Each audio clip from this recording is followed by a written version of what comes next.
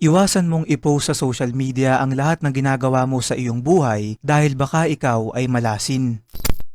Mga kaibigan, maniwala man kayo o hindi ay alam nyo bang hindi lang sa personal nangyayari ang tinatawag na evil eye, kundi pati na rin sa internet sa pamamagitan ng social media. Ayon sa mga eksperto sa bagay na to, naiwasang i-post sa internet ang lahat ng nangyayari sa iyong buhay dahil baka yung ibang nakakakita nito ay meron palang inggit sa'yo at yung negatibong enerhiya na yun mula sa kanila ay maaaring mabalik sa'yo at ikaw ay malasin. Isang halimbawa, kapag kayo ay nasa bakasyon, ay huwag nyo muna itong ipopost sa social media nang sa ganon ay makaiwas kayo sa evil eye at walang maging aberya sa inyong mga gagawin. Magandang ibahagi na lang ito kapag kayo ay nakauwi na o pagkatapos ng inyong bakasyon. Hindi ko sinasabing huwag na kayong mag-post kahit kailan, bagkus ang ibig kong sabihin ay huwag nyong ipapakita lahat, lalo na yung mga importanteng bagay o di kaya naman ay piliin nyo lang mabuti kung ano ang mga pwede nyong ibahagi sa social media. Hindi ko rin sinasabing ito ay totoo dahil ito ay isa lamang paniniwala,